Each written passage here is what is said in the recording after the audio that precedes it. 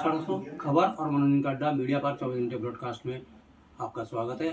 आज हम पहुंचे हैं पूर्व काबीना मंत्री हीरा सिंह बिष्ट जी के यहाँ और ये जानते हैं कि 25 साल का सफ़र उत्तराखंड की रजत जयंती समारोह की दहलीज पर हम खड़े हैं। तो कैसा सफ़र ये रहा है, क्या ये गड्ढा युक्त सफ़र रहा या गड्ढा मुक्त सफ़र रहा है, इसके बारे में आप। हाँ, 25 साल का राज्य स्थापना दिवस का मैराथन में जो उत्तराखंड के शहीद हैं जिन्होंने कुर्बानी दी राज्य बना, उनको श्रद्धांजलि अर्पित करता हूँ। जो संकल्प जो शपथ सरकार ने लिए हैं उस पर पूरी तरह हम खरा नहीं उतरे। विकास से काम हुआ ऐसा नहीं, लेकिन जो उनकी भावना शक्ति भावना है, अपना स्वरंग राज्य में अपना कार्य का स्वयं उस दिशा में प्रगति अभी नहीं होता। तो शुरुआत के टाइम पर विकास के कामों की श्रृंखला शुरू हुई, उसके बाद उसमें वो गति नहीं पकड़ा। हमारे सोच, हमारे विज़न, जो सरकार में लोग बैठे हैं ब्यूरोक्रेट से पॉलिटिशियन, कुछ लोग अपने ही स्वार्थों की वजह से कामों में लगे हैं अपने फायदों के लिए। कुछ राज्य के बारे में निश्चित रूप से सोचते भी हैं, लेकिन वो बात कभी नहीं पकड़ती। जो तिवाड़ी टाइम पर इंस्टीट्यूशन बने, IT कॉलेज बने, मेडिकल कॉलेज और सबसे बड़ा स्कूल बना, यहाँ पर लोगों को रोजगार जैसे इलाकों उधम सिंह बाहर की बहुत कंपनी आई थी और लगभग 6 लाख जो रिकॉर्ड में डेटा है 6 लाख लोगों को रोजगार मिला था। वो सब ठप होता है, सरकार को कोई तरह चिंता नहीं। आज न तो किसानों को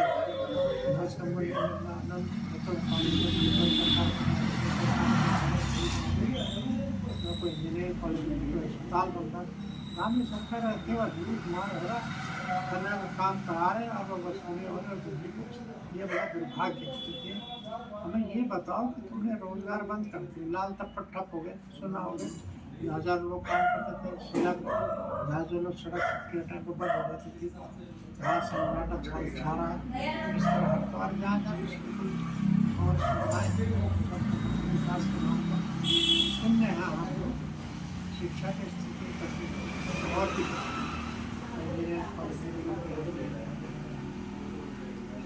कहाँ जा रहे, कर्मचारी परेशान है, उनके आपने पेंशन बंद कर दी है। पेंशन बुढ़ापे का सहारा हो, 40-50 साल सेवा दे रहा आपने, विधायक क्या आज पूरे देश में प्रेफर सेंटर पर दे चुके हैं। ये बड़ा भारी पाप है, ये बहुत ही बड़ा अनर्थ है। इस पर भी विचार किया जाना चाहिए, राज्य सरकार को गंभीरता से विचार। ये 25 साल 11 मुख्यमंत्री किस तरीके से देखते हैं कि एक छोटे से प्रदेश में 11 मुख्यमंत्री हुए हैं अभी तक, और क्या विकास कर पाए, वो कितना विकास हो पाया है। और आप खनन की तरफ जैसे जितना विकास हुआ है, या हम शराब की बात करें तो उसमें भी काफ़ी विकास हुआ है, लेकिन प्रदेश की जनता का या आंदोलनकारियों के सपनों का क्या हुआ है, उसके बारे में आप थोड़ा सा प्रकाश। निश्चित रूप से हमारा प्रदेश 2 बातों के लिए बड़ा बदनाम है। एक तो खनन कारोबार, और आज भी सब नेता जो सत्ता में बैठे अपोजिशन का मुँह इसलिए बंदे खनन का पट्टा ले ले, लूट मार कर अवैध खनन हो रहा बहुत बुरी तरह से, जबकि यहाँ के हालात ऐसे नहीं। खनन जितना ज़्यादा हो उतनी बाढ़ सुरक्षा का दायित्व सरकार का, पार्टी का, सरकारों को बढ़ना दिक्कत होगी। तो उस दिशा में काम कुछ नहीं हो रहा। खनन काम प्रायोरिटी पे वन अधिनियम की धज्जियाँ उड़ा करके रख दी गई है। हमारे गाँव के विकास के काम को रुक रहे हैं और बहाना वन अधिनियम का ले जाता है, परमिशन नहीं मिले। लेकिन सरकार की इच्छा शक्ति पर मैं तो कह रहा ना, सरकार एक IT बता 10 साल सरकार को हमें जा रहे धारने की बीजेपी की सरकार को के टाइम तक, उसके बाद बताया ना कौन सा IT खोलना, पॉलिटेक्निक खोलना, इंजीनियरिंग खोलना, सोच से बाहर का है। आपने जो रोजगार लोगों के लगे थे लाल तक करने का बंद करते, सेलर को बंद करते, और द्वारा आपने इंडस्ट्रियल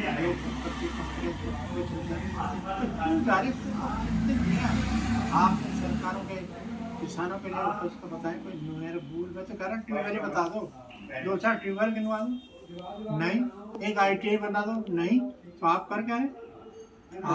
सरकार अपनी उपलब्धि के तौर पर बताती है कि 4 धाम यात्रा में रिकॉर्ड जो है श्रद्धालु पहुँचे हैं, और वहाँ की सड़कों के बारे में, और वहाँ जो आप रिकॉर्ड बता रहे हैं कि ये हुआ है सरकार की तरफ से, तो क्या कितना सही लगता है आपको, कैसा होना चाहिए चारधाम यात्रा? को चारधाम यात्रा और श्रद्धालुओं को सरकार के वजह से आ रहे क्या? सरकार क्या दे रही है उनको? क्या परिवहन की सुविधा दे रही, मेडिकल की सुविधा दे रही, रुकने कितने गेस्ट हाउस रास्ते बनाए जहाँ विश्राम वाले वो आराम कर सकते हैं?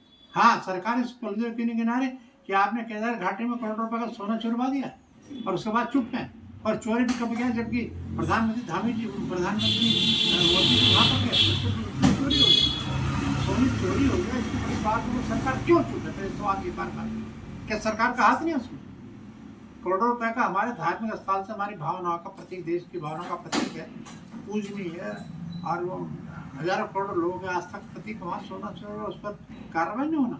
और कह रहे इतने तीर्थयात्री तुम्हारे लिए आएंगे, तीर्थयात्री और उससे कम हुए हैं। उत्तराखंड में लोग ऐसा कभी नहीं जो आज इस बीजेपी सरकार में हो रहा, फिर कार्रवाई नहीं हो रही। दिक्कत ये आ रही, कार्रवाई क्यों नहीं हो रही? सोना चोरी हो गया, ये हो गया, तीर्थ धाम हमारा सरकार क्या सुविधा दे रही बताओ ना मुझे। मैं तो कह रहा रास्ते में कितने विश्राम वाले बना दी हमें सरकार ने, क्या मेडिकल की सुविधा कहाँ दे रही है? इसी केस में कितनी मारा मारी होने के लिए वहाँ होती है। इस केस में जब तीर्थयात्री आते हैं उनकी जगह नहीं, वहाँ गाड़ी की व्यवस्था नहीं, कार व्यवस्था। हमने तो अपने टाइम पर स्पेशल बसें लगाई, स्पेशल बसें। एक चीज और जानना चाहते हैं कि 25 सालों में जब से उत्तराखंड बना है तब से लेकर अब तक क्राइम का ग्राफ कितना बड़ा है, और नशे का कारोबार जिस तरीके से यहाँ पर बढ़ा है, तो उस पर आप क्या कहेंगे? दो काम उत्तराखंड में बड़ी तेजी से हो रहे हैं। सरकार का कोई नियंत्रण नहीं है, कौन सरकार कहाँ काम कर रही है। जो आपने जैसा कहा, नशे का कारोबार, शराब का कारोबार, और दूसरे इधर से बिजनौर से यूपी से जो गोलियों का नशे वो बहुत चरम सीमा पे है। बहुत बुरा हाल है, नौजवानों को बिगाड़ा जा रहा है, और कैसे आते हैं सरकार कोई कार्रवाई नहीं करती। हम तो इशारा करते हैं इसको, यूपी की तरफ से भारी मात्रा में अवैध नशा होता है, लेकिन सरकार को कार्रवाई क्राइम इतना बड़ा है। क्राइम तो यहाँ हर तरह का क्राइम है, हर तरह का क्राइम है। शोषण क्राइम है, लूटमारा क्राइम है, अवैध कब्जे का क्राइम प्रायोरिटी पे है, अवैध खनन का काम प्रायोरिटी पे है। सरकार में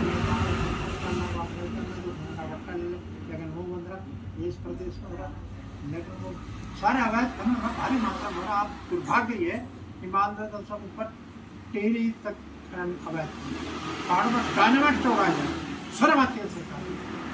उत्तर प्रदेश की सरकार ये नेताओं को खुश करने के लिए, अफसरों को खुश करने के लिए आपटना के लिए पहाड़ ये कोई संस्कार है, हमें को बचा कर रखना है। हमारी भौगोलिक संस्कृति, यहाँ की हरियाली है, यहाँ के पहाड़ है, यहाँ की नदियाँ हैं, इनकी सुरक्षा भी तो प्रदान करनी है।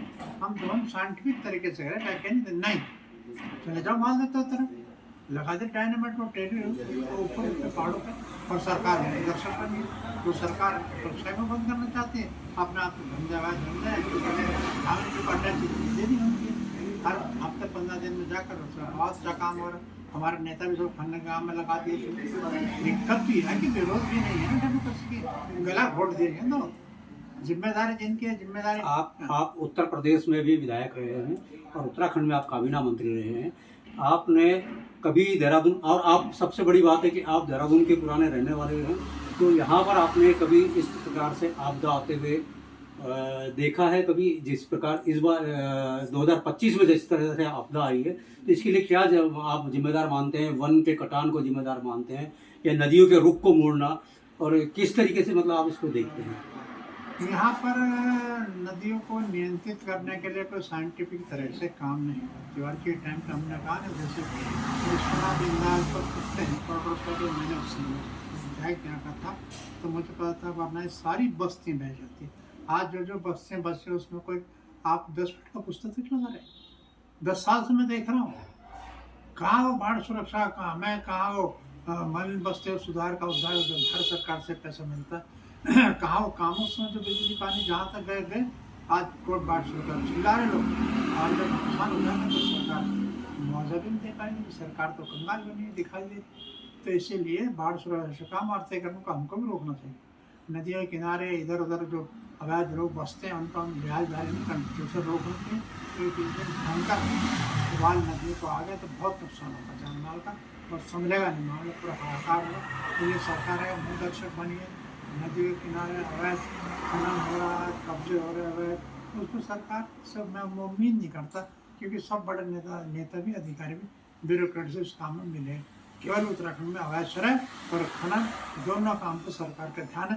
अगर इतना ध्यान किसानों को बल बढ़ाने का, रोजगार देने का, इंडस्ट्रियाँ लगाने का, उद्योग लगाने का, शिक्षा का काम करना होता तो प्रदेश बहुत आगे होता। प्रदेश में विकास टोटल कुछ नहीं हो रहा। हाँ, ग्रामीणदारी का क्षमता ग्रामीणदारी तो कुछ लोग उतने आ रहे हो घूम फिर के सेंटर वापस जाए, हमें भी लोग तो सेंटर खुश रखना नंबर कुछ नहीं।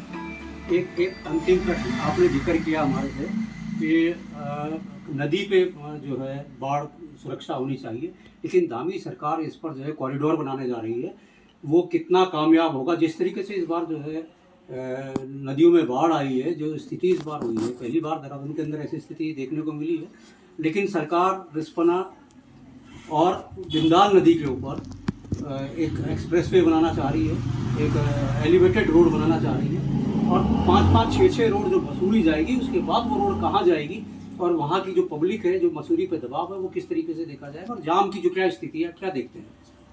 वो प्लान कोई हमारे समझ में नहीं आ रही। जो सुविधाएं उत्तराखंड के हिसाब से, राज्य के हिसाब से उनको और विस्तारित करें। आप नदियों के किनारे एलिवेटेड रोड बनाना चाह रहे हैं, मसूरी जाना चाह रहे हैं, पहाड़ों पर कहाँ जाना चाह रहे हैं, अब क्या करना चाह रहे हैं आप? जो है उनको मेंटेन करो, उनको विकसित करो। अनावश्यक अवैध कब्जे को आप लोगों को तो सरकार समझ रहा है। वो प्लान ऐसा बता दें जैसे इसको स्वर्ग बनाने जा रहे हैं, लेकिन होना कुछ नहीं है। अगर उनको 50-100 करोड़ सेंटर से मिलता है तो आधा तो जेब में जाएगा, उन्हें तो अपना घर भरना, फिर वो पार्टी का पेट भरना। इसके अलावा दो काम के अलावा उत्तराखंड में गलत नहीं है, जनता के हित के लिए कोई काम नहीं है। न कोई अस्पताल होगा, न इंजीनियरिंग कॉलेज होगा, न पॉलिटेक्निक होगा, न फ्लायर होगा, न परिवहन की व्यवस्था कहाँ है? जो बस हमने 800 कर दी थी वही है। कोई नई से बसें खरीद ली, छोटी बसें, बड़ी बसें मैंने यहाँ से लेकर लखनऊ, जयपुर, पंजाब तक बसें चलाई थी, बहुत लोग बसें चलाई। अरे कुछ हिम्मत करो, कुछ साथ जो ISBT बना था वो उसमें कोई सुधार नहीं है। पहाड़ों पर कोई व्यवस्था बसों को रोकने के, आने जाने की नहीं है। मसूरी हमारा इनकम का सोर्स होता है, उसको नहीं कर पाए, वहाँ पर व्यवस्था नहीं कर पाए। इसलिए विकास के नाम पर कोई तो बताए, रोजगार के लिए क्या किया, किसानों के लिए क्या किया, हमारे औद्योगिक क्षेत्र को बढ़ाने के लिए क्या किया, स्कूल शिक्षा में क्या परिवर्तन, कुछ नहीं। थोड़ा जो चल रहा, जो भ्रष्ट ब्यूरोक्रेट बैठे हैं वो चला रहे, लूटने का। इससे बढ़िया जगह उत्तराखंड से आज की तारीख में सरकारी कोई शय नहीं है। जब ब्यूरोक्रेट्स को कंट्रोल करना हो तो हमको पढ़ना पड़ेगा, हमको विजन बनाना पड़ेगा, तरीके सोचते हैं। हम पढ़ते नहीं, अध्ययन नहीं करते, हमें ये पता नहीं कितने स्क्वायर मीटर में कितना पैसा खर्च होगा, कहाँ होगा। तो फिर ब्यूरोक्रेट्स का तो मजा आ रहा है, तो लूट के अपने हमें जिंदाबाद ये हो रहा। वही हमारी पार्टी भी आज कर रहे हैं, वो भी सब करने काम में लगे, कोई बोलने को तैयार नहीं, आवाज उठाने को तैयार नहीं है। ये दुखद है, डेमोक्रेसी के खिलाफ उत्तराखंड में बहुत बुरा विनाश का काम। जितना दायित्व उसका उतना हो रहा है पार्टी का। ये आंदोलनकारियों ने एक सपना देखा था कि उत्तराखंड राज्य बनेगा, हमारे अपने लोग मंत्री बनेंगे और यहाँ का विकास होगा। राजधानी हमारी गैरसैंण में जो एक सेंट्रल प्लेस है गढ़वाल और कुमाऊं रीजन का, वहाँ पर बनाया जाएगा। तो क्या ये आंदोलनकारियों का सपना कभी पूरा हो पाएगा?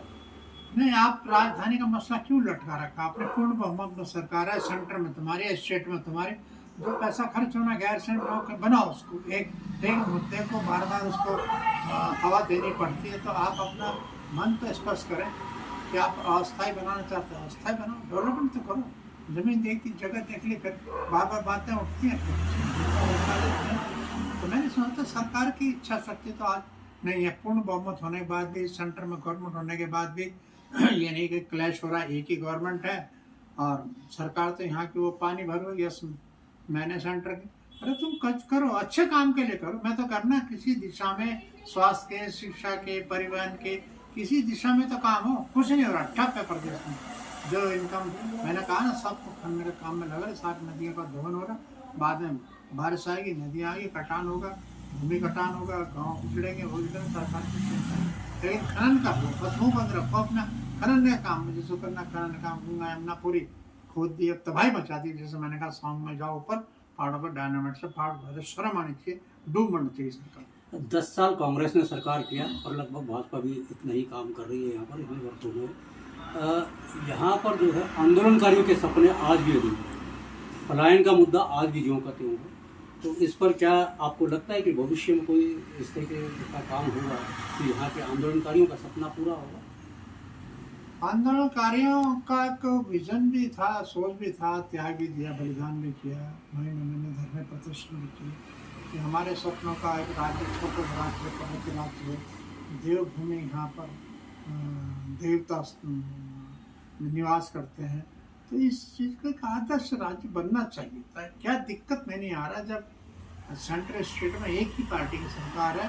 तो जैसे मैंने कहा तिवारी के कैंप के विकास का काम हुआ, उसके बाद ठप है। मैं तब कहना चाहता हूँ जब इतनी हल्ला आप कर रहे हैं, मैं तो हम ही से पूछना चाहता हूँ, आप बताइए, आपने शेड्यूल बना, हजारों लाखों लोगों को काम मिला, लाल तप्पड़ को खाली हो रहा है क्यों? इंडस्ट्रियाँ बंद हो गई। सेला को खाली हो रहा है क्यों? इंडस्ट्रियाँ बंद हो रही। छुट्टे टाइम पर रास्ता जाम होता था, लाखों लोगों हजार में सारा शेड्यूल बना, वो इंडस्ट्रियाँ बंद हो रही क्यों हो रही? आप रोजगार देने से लेने का काम क्यों कर रहे हैं? बताइए, कितने किसानों के खेत को पानी दिया आपने? कितने ट्यूबवेल, हैंडपम्प बनाए? मैं तो पूछता हूँ सवाल चुनाव, आप किसानों के उपज का नहीं बढ़ाएंगे? कितने आपने विस्थापित या पहाड़ों पर कितने आपने बाढ़ सुरक्षा के काम किए, सड़कें बनाई, अस्पताल बनाए? कुछ तो बताएं। कहीं inter college, school, IT polytechnic छोड़ दो, उनका सपने में नहीं, ना उनका विजन है, ना कुछ सोचो कि IT कितनी बढ़िया चीज़ होती है। बच्चे 25 सर्टिफिकेट लेकर लगते हैं, कभी 10,000 की नौकरी सर्टिफिकेट मिले, वो नहीं आपने खोले। जो था आप उन्हीं को मेंटेन नहीं कर रहे। बड़ा दुखदाई है। मैं तो कह रहा इस प्रदेश के बारे में तो जितना ना बोला, आज गुलामी से बदतर स्थिति, बिल्कुल बदतर स्थिति। यहाँ के लोग अब कहने लगे कि हम उत्तर प्रदेश में बहुत बेहतर थे, उत्तराखंड गठन को वो अपनी भूल की तरीके से देखने लगे हैं। तो फिर भी हम किसी भी तरीके से आज रजत जयंती की ओर पहुँच चुके हैं, उसके दहलीज पर खड़े हैं। यहाँ के क्षेत्रवासियों को, यहाँ के प्रदेशवासियों को आप शुभकामना संदेश के रूप में 2 शब्द। हाँ, निश्चित रूप से रजत जयंती हमारे, हम लोग चाह रहे हैं। मैं तो प्रदेशवासियों को शुभकामना देता हूँ, सरकार को भी ये अपेक्षा करता हूँ कि इसी गरिमा को समझे, इस ओर ध्यान दे और सुंदर सा आदर्श राज्य बनाने की दिशा में कदम बढ़ाए। जो सहयोग पक्ष होगा उसको हम लोग करेंगे। तो इन शब्दों के साथ फिर एक हार्दिक शुभकामना।